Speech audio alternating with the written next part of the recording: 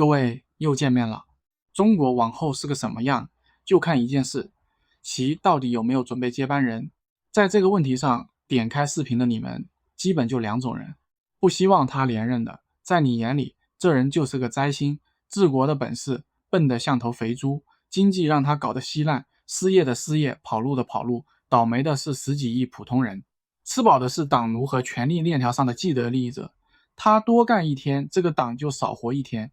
你就盼一件事，他趕緊滾。希望他連任的，先別誤會，這波人裡一大半比誰都盼着變天。你們私下給他封了個外號，總加速師。你們的算盤打得響啊，讓他幹，接着幹，一直幹。他哪是在治國，他是在拆黨啊。換個精明的上來，這黨還能再苟10年，只有他親自踩油門，再給他5年，中共自己就極有可能把後事辦完了。你看看這個奇觀，罵他的人盼他下台，還是罵他的人盼他連任？兩撥人平時真的頭破血流，壓的其實是同一注，這個政權還有多少年可活？可是兩撥人卡在同一道題上，盼他滾的，他滾了，誰接？你報不出名字。盼他加速的，加速到頭，車散架那天，方向盤在誰手裡？中國又會怎麼樣？你也說不出所以然。那換個最直接的問法，如果明天早上新聞說他不在了，下一道命令誰來簽？挺的，反的，全場安靜。答不上來不丟人，要知道以前不是這樣的。江澤民還在台上，全國就都知道下一個是胡錦濤。胡錦濤還在台上，全國就都知道下一個是習總。現在他在台上13年了，下一個是誰？不知道，大家處於懵逼狀態很正常。現在我就把這道誰都難以答上來的題拆成3問，一鑿到底。第一問，現在是什麼狀態？他到底有沒有接班人？第二問，為什麼會是這個狀態？他到底在打什麼算盤？第三問，他這個選擇最後會導致什麼？這是怎麼收場？3問揭開老底，但還壓着最後一張牌，全網的終極之問：2027年誰接班？到結尾我會揭曉答案，到時候錯了，我就在這個頻道當眾認錯。這期視頻也不會刪，評論區永遠開放，說錯了，各位到時候可以隨便鞭屍，只不過恐怕你們沒這個機會。話不多說，先開始第一問。第一問聽着簡單，其實全是坑。沒有接班人這答案滿大街都是，可說的人比認真想過的人多得多。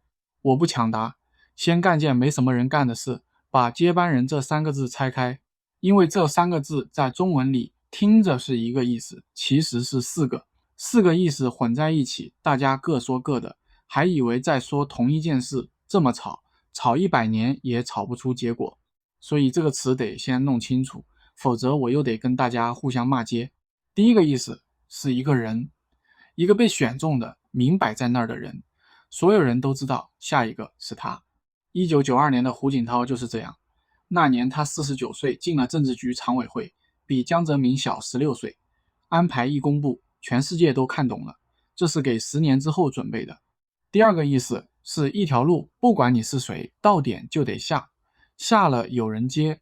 第三個意思是一代人，一整批幹部，官方叫梯隊，這個真有。你要說怎麼沒接班人，後備幹部一大把，沒錯，說的就是這個。可梯隊是幾百上千人的池子，接班人是一個人，池子再滿也不等於裡面有人被指定的。這個池子裡現在都是什麼人？1970年以後出生的正部級，到今年8月6個省長、自治區主席、團中央都在這一層，離最高權力還隔着好幾級，而跑在最前面的那個已經掉下去了。全國第一個爬到正部級的70後，金融監管總局局長李雲澤，4月簡歷從官網撤了，8月人大罷免了他的代表職務，理由6個字：嚴重違紀違法。第4個意思，提的人最少，應急安排。他明天早上人突然沒了，誰來接？黨章裡有一條，管的就是這個。4個意思今天全要答。第2個和第4個那條路還有黨章那一條，得等到第2問才講得清楚。而第1個當場就能答，那個被選中的人到底有沒有？沒有，不用猜，也不用內幕，翻一份公開名單就夠了。現在的政治局常委一共7個人，最年輕的丁薛祥1962年生，只比習小9歲。對比一下，胡錦濤49歲進常委，習54歲進常委。今天這套班子裡最年輕的今年秋天滿64，等輪到他接班，自己都70多了。這不叫梯隊，這叫同一代人。等最年輕的這位接班，他得先去辦退休手續。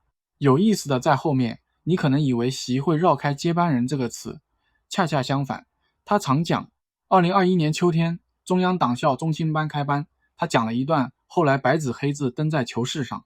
黨和人民事業發展需要一代代中國共產黨人接續奮鬥，必須抓好後繼有人這個根本大計。注意這幾個詞，一代代後繼有人，他講的從頭到尾是第三個意思，一代人，而第一個意思，那一個人在他的公開講話裡從來不出現。這個詞他沒回避，他把意思換掉了，然後接着用一個人的問題被悄悄換成了一代人的問題。這個偷梁換柱就是答案的一半。至於另一半，我知道你會怎麼想，說沒有的人滿地都是，關鍵是我憑什麼信你這個沒有？質疑的對。所以接下來我先給你3條你大概率聽過的消息，這3條今天全有結果了，一條一條對賬，對完這筆賬，你大概就知道該拉黑誰了。把時間撥回去10個月，2025年10月24號，四中全會剛閉幕一天，那幾天中文圈在傳什麼？你可能還有印象，一家英文小站發了篇分析，我挑2條。第一條引述一家分析機構的話，軍隊裡到底是習還是張又俠占上風，還看不清楚。注意這4個字，可這話傳進中文圈，轉2道就變成了張又俠說了算。第2條更勁爆，來源寫的是另一位消息人士，習健康出了問題，年底前可能卸下一部分職務，傳進中文圈也升級了，變成退居2線。那年夏天，同一類消息又來一把大火，一家日語新聞站報得最響，習最快8月隱退，美國政界已經在研究下一屆的3人指導體制，有名有姓，有板有眼。你讀的時候心裡是不是也咯噔過一下？來了，這條我查過源頭，一條推特，一篇轉載，一封投給報紙的讀者來稿，轉到第3手就成了隱退。倒是日本真正研究中國政治的那幾位，當時寫的文章標題是為什麼日本人會相信這些可疑的中國政治八卦。這3條當時讀起來都挺順，說實話我也讀，還讀得挺起勁。生活太枯燥，八卦誰不愛，半夜刷到血壓跟着漲2個，睡前還得再意淫1條。好，切回今天，一條一條看結果。8月隱退，2025年10月20號到23號，四中全會召開，公報第1段就寫着中央委員會總書記習做了重要講話，隱退2個字一個也沒有。年底卸職，年底過了，2026年也過了大半，人還在位置上，一個職務沒少，張又俠占上風。這條最有意思。2026年1月25號，中國國防部宣布，中央軍委副主席張又俠涉嫌嚴重違紀違法，立案審查。距離那篇分析3個月，3條全錯，而且不是方向偏了一點，是完全相反。預測圈管這個叫什麼我不知道，反正你要是按他們說的反着壓，勝率還挺高。但我講這個不是為了看不起誰。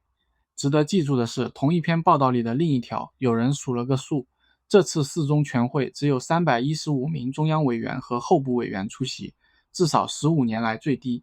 這條到今天都站得住。公報裡印着中央委員168人，候補147人，加起來正好315人。看出區別了嗎？決定一條消息靠不靠譜的，不是哪家權威機構，也不是他多敢說，是你能不能自己查證。要是到這就完了倒還好辦，躲開沒出處的，只信能查的。麻煩在於今年夏天出了件事，把能查這條路也堵了。7月31號，一張微博截圖在 X 上瘋傳，托的是一位香港媒體人的名字，說胡錦濤一家食物中毒，人沒了。那天早上6點多，谷歌上胡錦濤的搜索量直線拉起，然後事情就開始邪門，原帖刪了。接着出來一個賬號闢謠，說那是 P 的圖，可有人發現這個闢謠賬號的認證標跟本人官方賬號對不上。再然後有海外中文媒體說，一篇外媒的闢謠稿也打不開了。上面的後面這2條我沒能獨立證實，也照實告訴你，我驗證不了。走到這一步，連闢謠本身都需要闢謠了。好比你怕收假鈔，買了台驗鈔機，回家一看，驗鈔機是假的，這就是我們今天的處境。消息一點不缺，缺的是一个自己能用的判断辦法。我用的辦法就一條，能不能自己查到源頭？查得到，我告訴你出處；查不到，我當場說我驗證不了。那不是含糊，是給你劃線，這條別當真。好，能不能信這一關過了，可還有一關，到底什麼樣才算有接班人？這就得有一把尺子，而這把尺子不用我發明，他們自己用過2次，胡錦濤1次，習1次，中共歷史上僅有的2次和平交班，接班人都提前好多年就站上了幾個特定的位置，2條路一比，尺子自己就出來了。第一條硬線，進政治局常委會，而且要夠年輕。胡錦濤入常那年49，比江澤民小16歲，習入常那年54，都比在位的小一截，都還夠再幹10年20年。所以這條線能畫得很具體，60歲以下進常委會。台灣一家研究中共軍政的智庫20大剛開完就寫過，判斷有沒有安排接班，就看2027年的21大有沒有60歲以下的新常委。第二條硬線，中央軍委副主席文職的那種，槍桿子的交接比什麼都硬。胡錦濤1999年拿到，習2010年拿到，都是以文職身份進軍委做幾年，然後接最高權力。沒這一步，前面全是虛的。美國那邊研究中共人士的，用的標準也是同一個意思，看有沒有一個年輕的文職同時坐進常委會和軍委。研究這問題的人不分立場，用的基本是同一把尺。2條硬線夠了嗎？還有3個位置，歷史上接班人也都做過中央黨校校長、國家副主席、中央書記處排名第1的書記。按說標準越多越準，對吧？不對，這3條我得當着你的面降級，因為早就失靈了。中央黨校校長胡錦濤當過，習當過，可曾慶紅、劉雲山也當過，陳希一當9年，這3位一個都沒接上。這位置從2002年起就不說明任何問題了。國家副主席也一樣，現在坐着的是70多歲的韓正，按老黃歷，下一任就該是他了，你信嗎？所以這3個位置只能算參考，單獨出現什麼都證明不了，跟前面2條硬線一起出現才有意義。尺子在手上了，量出來到底什麼樣？那現在就來測量。第一條硬線，60歲以下進政治局常委會，名單剛才翻過了7個人，最年輕的64。有人會想，也許苗子在下面候着，還沒來得及進來。可胡錦濤提前10年就進去了，習提前5年，今天離21大只剩1年多。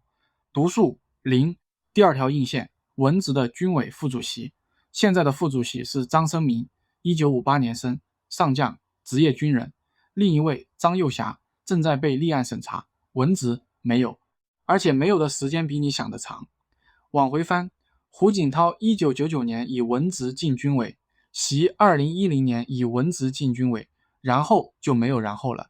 2012年以後，中央軍委裡再沒出現過任何文職副主席。這條線的讀數不光是0，是這扇門已經關了快14年。中央黨校校長蔡奇70出頭，比習還大2歲。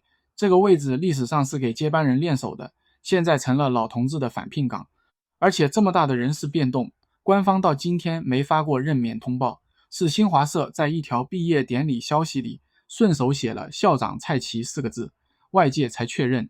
這麼大的官換人，公告塞在會議簡訊裡，那3個參考位也順手量一下。國家副主席韓正，中央書記處排名第1的書記還是蔡奇，一個人做了2，文件上叫兼任，歌民間叫暫坐。5個位置量完了，2條硬線讀數為0，3個參考位全被70歲上下的人坐着。這哪是梯隊，這是老同學聚會。這比您還說明問題，位置不是空着，是被占着。空着還可以說是沒來得及安排，被占着，被跟他同代的人占着，那是另一回事。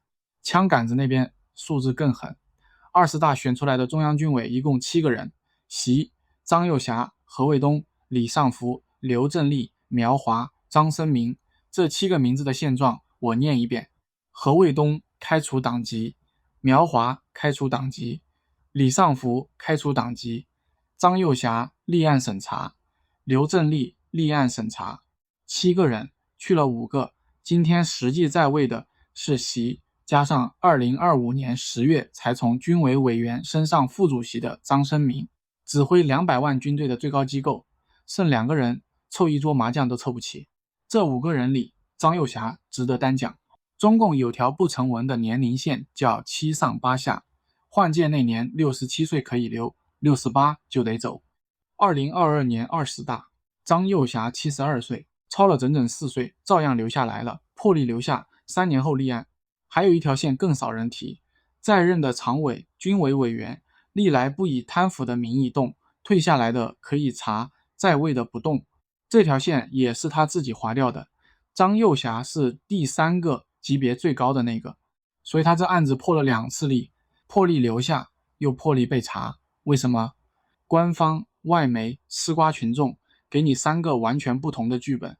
第一種最勁爆，華爾街日報報的，他向美國泄露了中國核武器的核心技術數據，消息源是熟悉情況的人士，到今天沒有任何獨立證實，按剛才那條規矩，我驗證不了。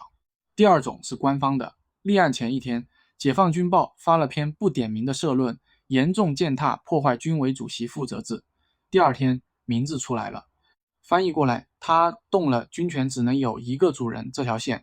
第三種，有報道引述南華早報，腐敗外加管不住身邊人和家人，間諜不忠腐敗3個方向互相都對不上。不管他是因為哪一條倒的，軍委7個位置空了5個，這件事一個字都不會變，動機可以炒到明年，名單炒不了。再拉遠看規模，別以為只有軍隊。2026年4月，政治局委員馬興瑞被查，7月雙開，管經濟、管地方的文官跟軍隊不沾邊。有人做過統計，中央委員和候補委員總共376人，到去年10月已經清掉30個。四中全會那天缺席的30人裡，21個是解放軍將領，上將中將裡落馬的，數到至少36個。還有一個不起眼的數字，北京衛戍區司令這個位置一度空了4個月，上一次空這麼久是1962年。測量完了，按這把他們自己用過2次的尺，2026年8月的读數3個字，沒有人。你可能想說，這終歸是他們家裡的事，跟我有什麼關係？有一層躲不開，一支最高指揮機構剩2個人，作戰指揮官成批被查的軍隊，此刻就部署在台海和南海，天天跟別國艦機打照面，指揮鏈越空，誤判的餘地越大。而誤判不問你的立場，不問你住哪，股市、匯率、航線，你在海外或對岸的家人，而後產生的連鎖反應，普通人都是代價。第一問答完了沒有？可這個答案越硬，大家此時更不能掉以輕心。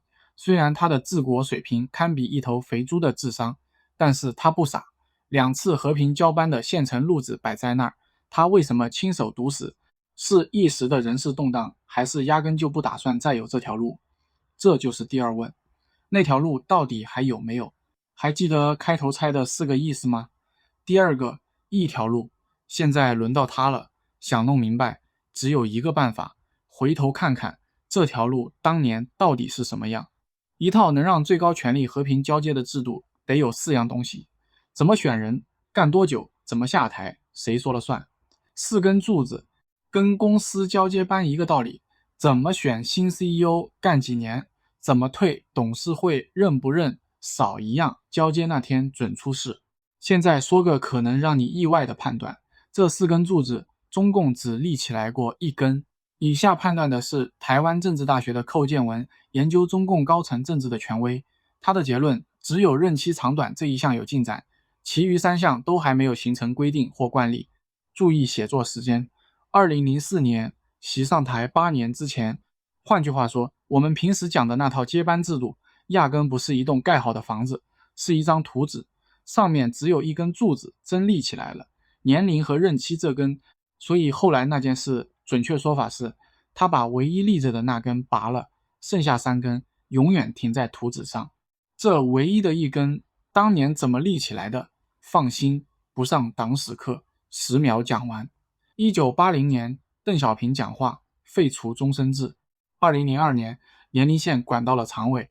同一年，胡錦濤接班。2012年，習接班，斜坡修了30多年，看上去一直往上走。斷點在哪？大多數人會說2018年修憲，習刪掉國家主席任期限制，表決器按出來的數字贊成2958票，反對2票，棄權3票。往回倒一站，真正的斷點在2017年19大。按前2次的節奏，那一年下一代該進常委會了，就像2007年54歲的習那樣。可19大的新常委名單裡，一個1960年代出生的都沒有，慣例是在那一頁沒的。2018年修憲不是起點，是補手續，事情先發生，法律後跟上。還有開頭留下的第4個意思，應急安排。黨章裡到底寫了什麼？第23條，總書記由中央委員會全體會議選舉，必須從政治局常委中產生。軍委組成人員由中央委員會決定，軍委實行主席負責制。聽出來了嗎？他寫了誰來選，從哪個範圍裡選，可沒寫幹多久，沒寫怎麼下台，沒寫接班的人怎麼提前產生，而且軍委主席這個位置、年齡和任期都沒規定，也沒慣例。所以這一條管的是填空，位置空出來了，照這個程序填上。至於怎麼走到空出來這一步，一個字沒寫。這些全是紙面，有一段影像你多半見過。2022年10月22號，20大閉幕式，中外記者都在場。胡錦濤，上一次和平交班交出去的那個人，坐在習旁邊。工作人員走過來，把他從座位上扶起來，帶離會場。走之前，他俯身對習說了2句，習點點頭，然後伸手拍了拍坐在另一邊的李克強。栗戰書想站起來，被旁邊的人拽了回去，就這麼幾秒鐘。他為什麼被帶走？官方有官方的說法，外界有外界的猜測，影像回答不了，我也不替他回答。但有一件事影像答得清清楚楚，這套制度裡活着交完班，今天還在世的就剩他一位。80歲的老人，交出去過1次權力，最後是被人扶着離場的。這些加一塊是一句挺要命的話，4根柱子只剩圖紙，黨章只管填空。這個體制對突發2個字沒有預案。上個月那條胡錦濤一家出事的假消息，你回想一下當時的動靜，一張來路不明的截圖，幾個小時就火遍全網。為什麼？不全是因為他，是因為在這樣一個體制裡，任何關於最高層的生死消息都會被自動讀成同一句話，上面是不是要出事了？而一旦真出事，接下來怎麼辦？會不會有驚濤駭浪席捲全社會？誰也說不上來。所以往後你再刷到關於他健康的傳聞，真的假的都一樣，你都知道他為什麼能掀起那麼大風浪了。那麼回到習本人，把唯一的柱子拔掉的人是沒想到這些，還是全都想到了？要判斷他是沒想到還是全想到了，有個笨辦法最管用，你自己進那個位置坐一會兒。假設現在是你73歲，權力全在你一個人手裡，說一句話14億人跟着轉。今天下午你簽個字定下接班人，然後呢，從簽字那一刻起，全黨的眼睛就開始分流，想進步的去他那兒排隊，觀望的兩頭下注，而你每一次咳嗽，每一次缺席會議，都會被讀成他的機會。這些不用證據你也想得到，因為這道題這個體制自己做過8次，前6次我念給你品味品味。劉少奇1959年接任國家主席，明擺着的第2號人物，文革中被打倒，1969年死在開封。林彪1969年，接班人3個字直接寫進黨章，中共歷史上唯一一次2年後913墜機身亡。王洪文1973年10大副主席，3年後被捕。华國鋒1976年接班，锚點的人裡唯一真接上的，4年後開始被一層層剝掉全部職務。胡耀邦1980年當上總書記，1981年又接了中央委員會主席，1987年被迫辭職。趙紫陽1987年接任總書記，1989年被撤職，軟禁在家，一直到2005年去世，15年多沒再出過那個院子。孫子結婚他沒能去。停一下，從毛澤東到鄧小平，這個黨一共把8個人放上過接班人的位置，剛才是6個，6個全部以政治死亡收場，其中2個是真的死亡。在這個黨的歷史上，被指定為接班人是一份高危職業。可是還有2個呢，江澤民幹完任期全身而退，胡錦濤幹滿2屆，2012年裸退。同一個體制，同一個位置，他們憑什麼活下來了？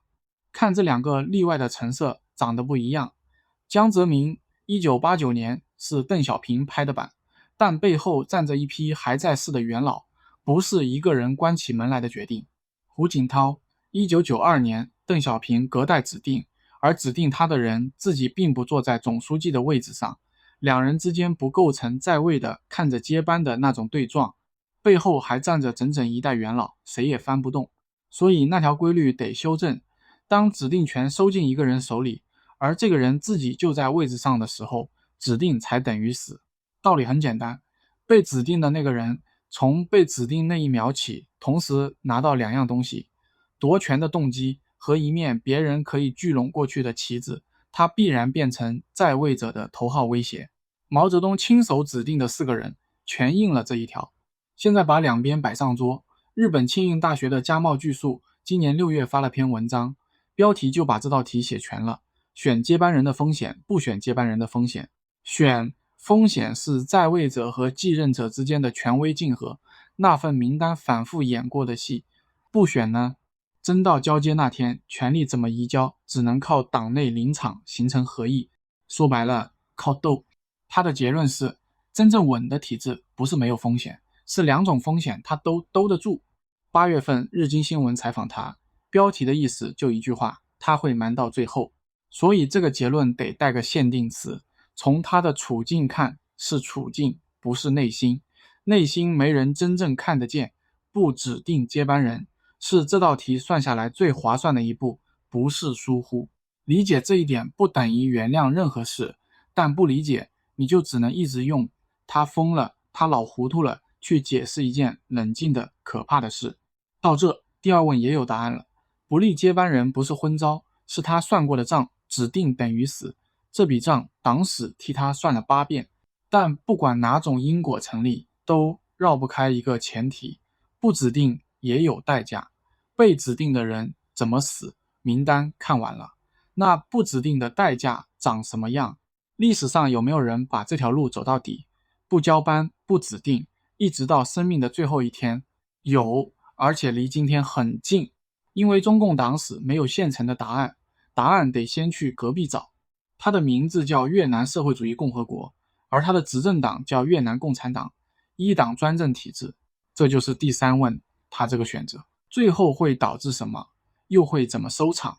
先說清楚為什麼找越南。全世界跟中共一個模子刻出來的政權就那麼幾個，共產黨一黨執政，槍桿子歸黨管，總書記一個人說了算，沒有真正的選舉。越南是最像的，連開黨代會、換屆、搞反腐的路數都跟中國是相同的一套。這裡得先破個誤會，很多人聽說越南這些年改革大刀闊斧，就以為它是個民主國家了。不是，越南共產黨一黨執政跟中共同一套骨架，它確實有些地方不一樣，沒有中國這種大規模網絡封鎖，油管、谷歌這些都能正常用。法律上也寫了，工人可以成立官方總工會之外的自己的組織。可你真去查這條法律怎麼執行的，2019年就寫進去了，6年多過去，關鍵的配套細則和注冊機制一直沒真正落地，到現在也沒有已知的這種獨立組織成功成立。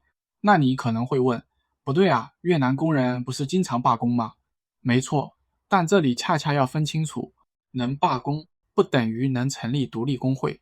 越南很多罷工其實都是工人臨時自己組織的野貓式罷工，既不是官方工會發動的，也沒走完整的法定程序。工人可以突然停工，跟老板談工資，可要把這種臨時行動變成一個長期、獨立、有組織的工會，是另一回事。人權觀察批評的恰恰就是這一點，紙面上給了組織權，現實裡卻沒有真正打通這條路。那他憑什麼這麼管着老百姓還不倒？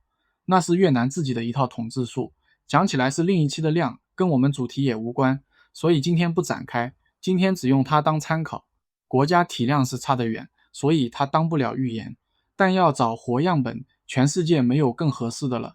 條件我擺出來，你聽聽耳熟不耳熟？越共中央總書記阮富仲掌權13年，越南實際上的1號人物，80歲，病了好幾個月，公開活動越來越少。他生前沒有指定任何接班人。2024年7月19號，他病逝了。他去世2個星期後，蘇林接任，交接完成，沒有政變，沒有分裂，街上一切照舊。一個沒有接班人的共產黨國家，就這麼把最驚險的一關走過去了。故事要是到這兒結束，前面講的全得重寫。可故事沒完。蘇林接過位置之後幹了什麼？2026年1月，越共14大連任總書記。4月7號，國會選舉他兼任國家主席，495票，全票通過，一張棄權都沒有。495個人，一個手滑的都沒有。越南政治幾十年的招牌是4駕馬車，總書記、國家主席、總理、國會主席，4個位置分開，互相牽着。現在2架並進了同一個人手裡。研究越南政治的學者說，這個國家從此進入一種新的常態。看清這條曲線，一個不指定接班人的集權者去世，體制沒崩，接上來的人不到2年比前任更集權。這不是孤立。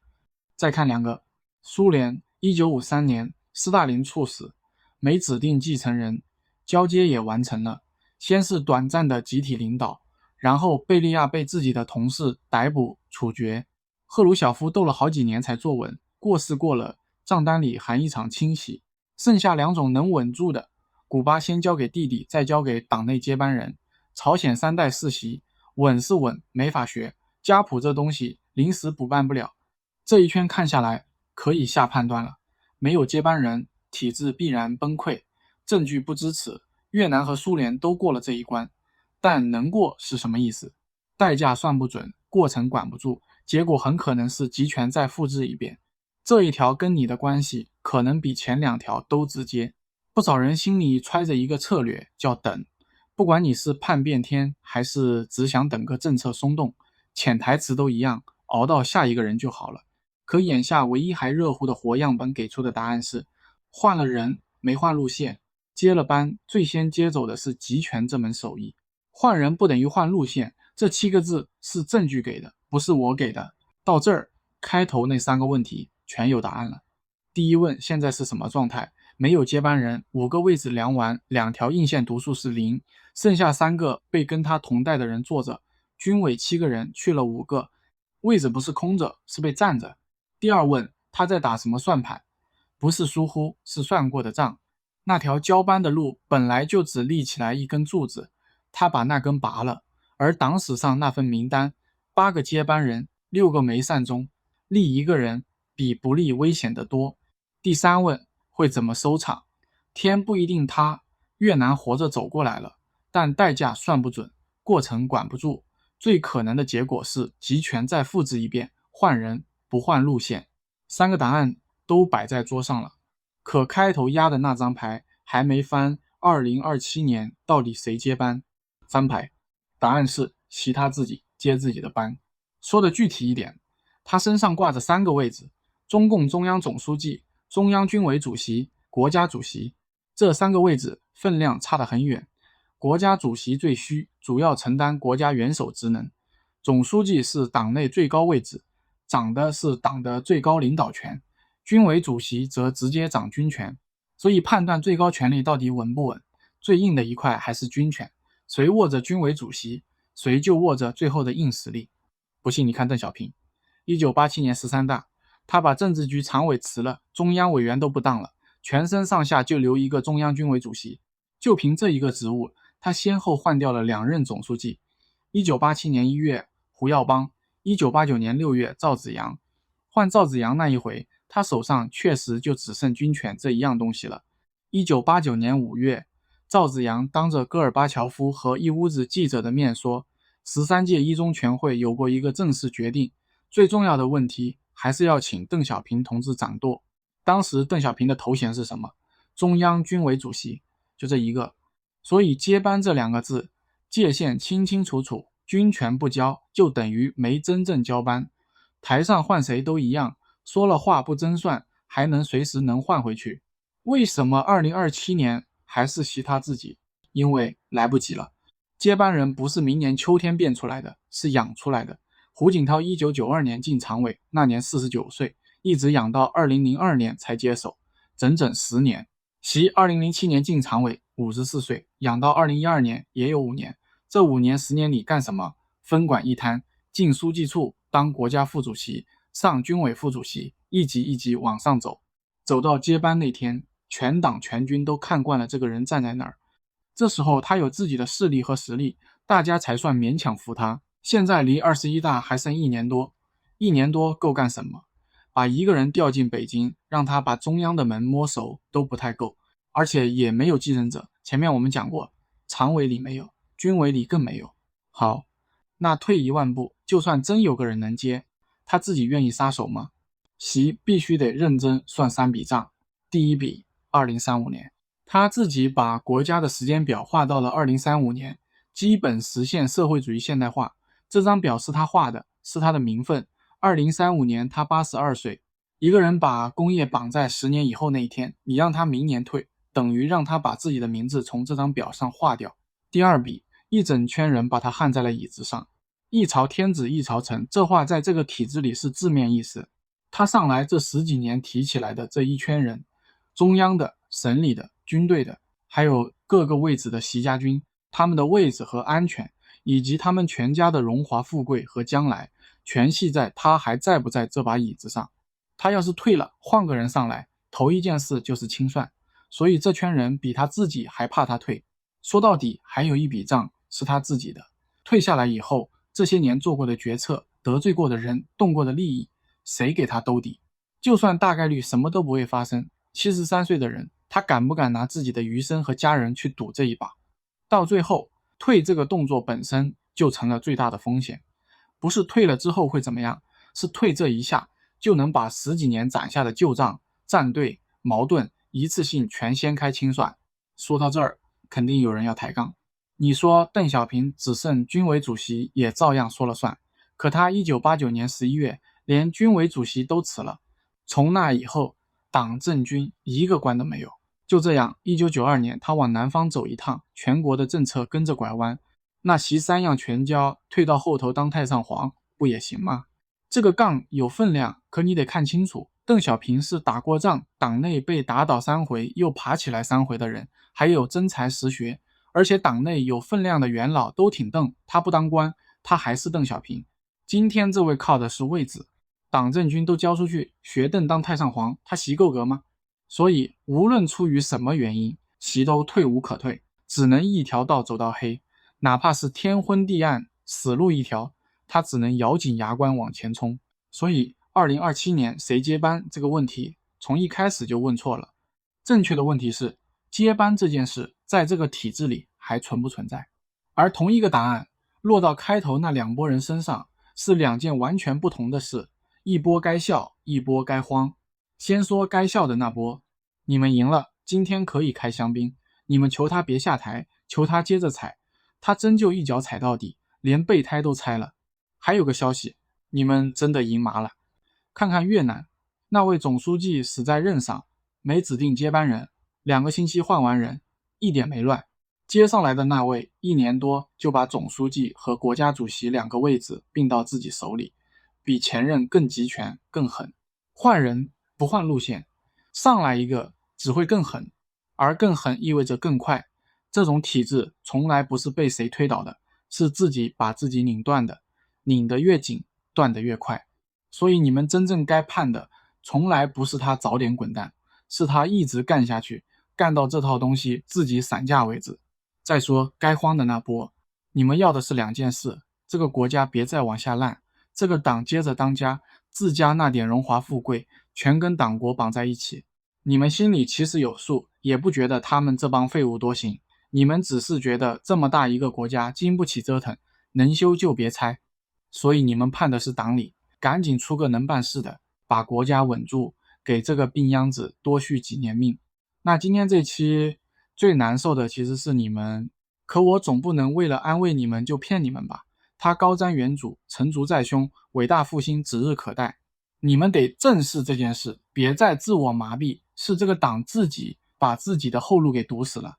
天道沒有不亡的專制政權，節哀順變，你們要多保重身體，哭哭啼啼的沒意義。所以我知道有人已經往廟裡跑了，不求發財，不求平安，就求上面趕緊換個會辦事的，好歹幫着中共這個病秧子再續幾年命。燒香到這份上，真是不容易啊！我理解你們這種無力回天的痛苦。最後，我還得勸習主席一句：早日和平結束一黨專政，讓中國轉型憲政民主，免得生靈塗炭。否則，真到了那一天，看在天下蒼生的份上，就算讓我君與蘭出手，也救不了你們啊！